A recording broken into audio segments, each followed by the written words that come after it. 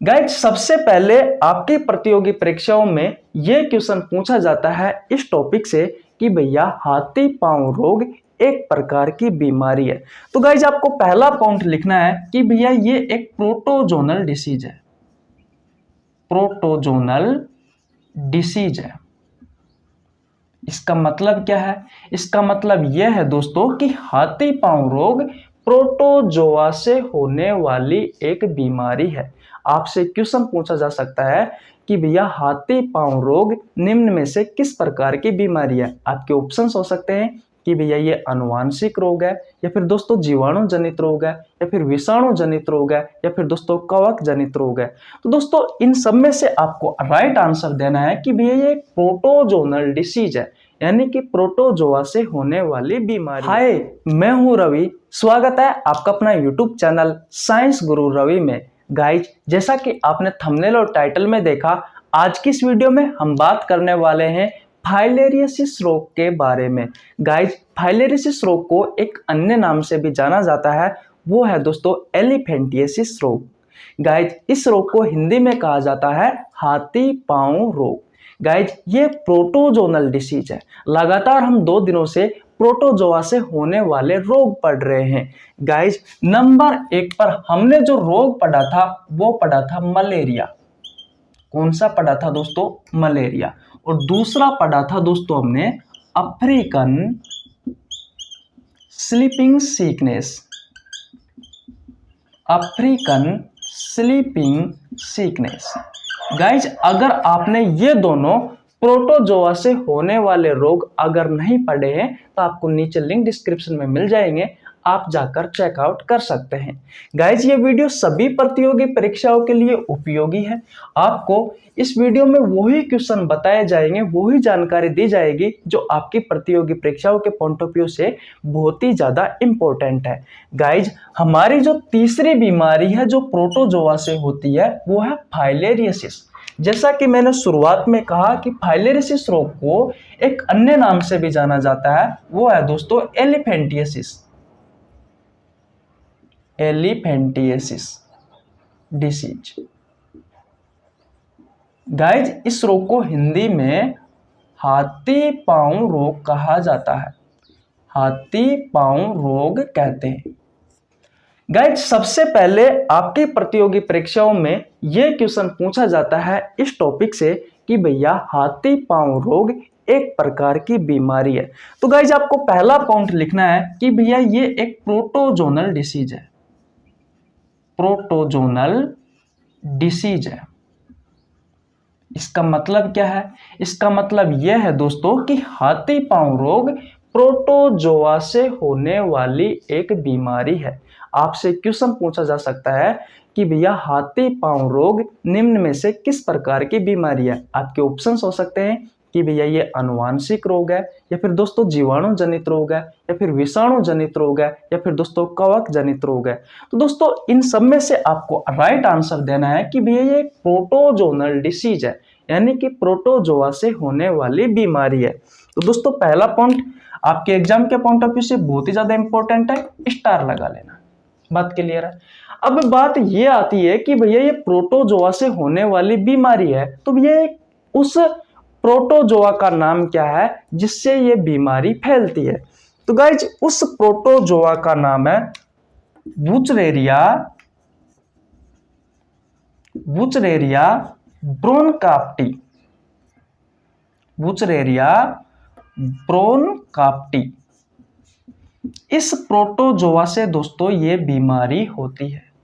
अब भैया बात ये आती है कि ये वुचरेरिया ब्रोनकाप्टी जो प्रोटोजोआ है ये किसमें उपस्थित होता है? तो दोस्तों ये उपस्थित होता है गाइज फीमेल क्यूलेक्स मॉस्क्यूटो। यानी कि दोस्तों जो मादा क्यूलेक्स जो मच्छर है दोस्तों उसमें भैया ये वुचरेरिया ब्रोनकाप्टी जो प्रोटोजोआ है दोस्तों ये उपस्थित होता है। जब आपको ये मादा क्यूलेक्स मच्छर काटेगा दोस्तों तो ये प्रोटोजोआ आपके शरीर में चला जाएगा और आपके ब्लड में इंफेक्शन कर देगा। लेकिन दोस्तों उससे पहले दो चीजें और आती है। वो दो चीजें क्या है दोस्तों? पहली चीज तो ये है भैया कि इसका पैथोजन क्या है, इसका रोग जनक क्या है दोस्तों, हाथी पांव रोग का। यह आपसे एग्जाम में पूछा जाता है। और इसका वेक्टर क्या है, इसका वाहक क्या है, यह भी आपसे एग्जाम में पूछा जाता है। तो गाइज इस हाथी पांव रोग का जो रोग जनक है, जो पैथोजन है दोस्तों, वो ये प्रोटोजोआ है। कौन सा? बुचरेरिया ब्रोनकार्प्टी। इंपॉर्टेंट है आपके एग्जाम के पॉइंट ऑफ व्यू से, स्टार लगा लीजिए। दोस्तों पैथोजन रोगजनक की डेफिनेशन क्या है? कोई सूक्ष्म जीव हमारे शरीर में आया और हमें रोगी बना गया, दोस्तों वो होता है रोगजनक। अब दोस्तों बात करते हैं कि वेक्टर क्या होता है। तो दोस्तों पैथोजन को जो हमारे शरीर में लेकर आता है वो होता है वेक्टर। जैसे कि मैंने आपसे कहा कि ये प्रोटोजोआ है। कौन? ये वुचरेरिया ब्रोनकार्प्टी। कहाँ उपस्थित होता है? ये फीमेल क्यूलेक्स मॉस्किटो में उपस्थित होता है। जब ये मच्छर, मादा क्यूलेक्स मच्छर जब हमें काटेगा दोस्तों, तो ये हमारे ब्लड में इंफेक्शन करेगा, क्योंकि ये जो वुचरेरिया ब्रोनकार्प्टी है ये इसमें पाया जाता है। तो ये जब हमें ये काटेगा तो हमारे शरीर में चला जाएगा। हमारे शरीर में जाकर के ये क्या करेगा दोस्तों, ये आपके ब्लड में इंफेक्शन कर देगा, आपके तंत्रिका तंत्र को प्रभावित कर देगा। इसी के अलावा दोस्तों आपका एक पैर सूजकर हाथी के पांव के समान हो जाएगा। इसलिए दोस्तों इस रोग को हाथी पांव रोग नाम दिया गया है। तो दोस्तों स्टार लगा लीजिए। दो तीन चीजें, अब तक आपके 3 क्वेश्चन कंप्लीट हो गए जो आपसे प्रतियोगी परीक्षाओं में पूछे जाते हैं।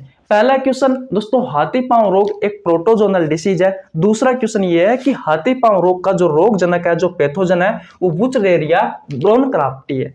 बात क्लियर है। तीसरा क्वेश्चन क्या है? हाथी पांव एलिफेंटियासिस जो डिसीज है दोस्तों, उसका वेक्टर क्या है, उसका वाहक क्या है? तो दोस्तों फीमेल क्यूलेक्स मॉस्किटो यानी कि मादा क्यूलेक्स मच्छर है।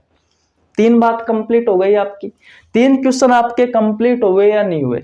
अब बात करते हैं दोस्तों इसके लक्षण की, कि भैया इस रोग के लक्षण क्या है। तो जैसा कि मैंने आपको बताया कि जब आपको ये मादा क्यूलेक्स मच्छर काटेगा तो भैया ये प्रोटोजोआ आपके शरीर में चला जाएगा, वुचरेरिया ब्रोनकार्प्टी। और दोस्तों सबसे पहले ये क्या करेगा, आपके शरीर में जाकर के आपके ब्लड में इंफेक्शन करेगा, ब्लड में इंफेक्शन करेगा। और दोस्तों दूसरी कंडीशन क्या है, इसका दूसरा लक्षण क्या है? इस रोग में आपका एक पैर सूज कर हाथी के पांव के समान हो जाएगा, हाथी के पांव के समान हो जाएगा। तो दोस्तों ये दोनों चीज इंपॉर्टेंट है। लक्षण, चौथा क्वेश्चन दोस्तों यहां से बनता है लक्षण से। आपसे क्वेश्चन पूछा जा सकता है कि किस रोग में आपका एक पैर सूजकर हाथी के पांव के समान हो जाता है। तो गाइज आपको राइट आंसर देना है एलिफेंटियासिस डिसीज, या फिर फाइलेरियासिस, या फिर आप कह सकते हो हाथी पांव रोग में। दोस्तों चौथी बात क्या आती है, चौथी नहीं सॉरी पांचवी बात क्या आती है दोस्तों? पांचवी बात आती है कि भैया इसमें कौन सा अंग प्रभावित होता है, प्रभावित अंग। दोस्तों इसमें आपका जो तंत्रिका तंत्र है, ये तंत्रिका तंत्र प्रभावित होता है। तो दोस्तों अगला क्वेश्चन आपका क्या बन गया दोस्तों आपकी प्रतियोगी परीक्षाओं के पॉइंट ऑफ व्यू से, कि हाथी पांव रोग में कौन सा तंत्र प्रभावित होता है? तो दोस्तों तंत्रिका तंत्र प्रभावित होता है। इसके अलावा दोस्तों आपसे प्रतियोगी परीक्षाओं में एक क्वेश्चन और पूछा जाता है। वो क्वेश्चन क्या है दोस्तों? वो क्वेश्चन ये है कि भैया एलिफेंटियासिस डे कब मनाया जाता है? तो दोस्तों आपको ध्यान रखना है 11 नवंबर को दोस्तों एलिफेंटियासिस डे मनाया जाता है। एलिफेंटियासिस डे मनाया जाता है दोस्तों 11 नवंबर को। तो भैया ये आपका 6 नंबर का क्वेश्चन हो गया।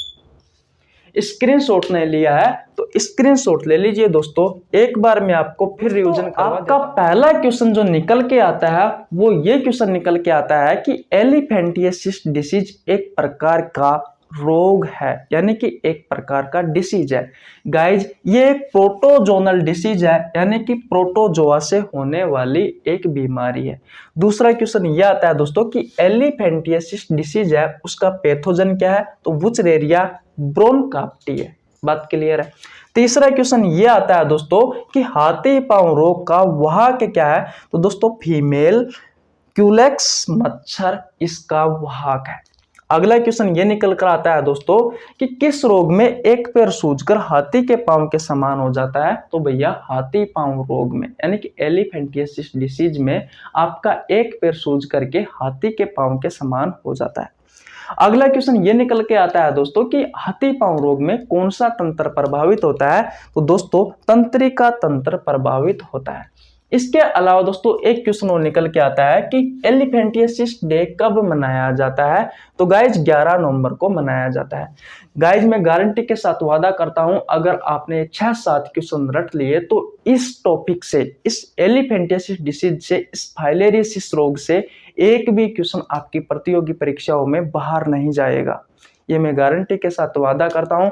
यकीन ना हो तो कोई सी भी एग्जाम देख लेना, दे करके आपको पता लग जाएगा कि इस टॉपिक से एक भी क्वेश्चन बाहर नहीं गया। तो दोस्तों कैसी लगी आपको वीडियो? अगर वीडियो अच्छी लगी हो तो वीडियो को लाइक कर देना, चैनल पर नया है तो चैनल को सब्सक्राइब कर लेना, बेल आइकन को प्रेस कर लेना जिससे आपके पास हमारी वीडियो का नोटिफिकेशन टाइम टू टाइम पहुंच सके।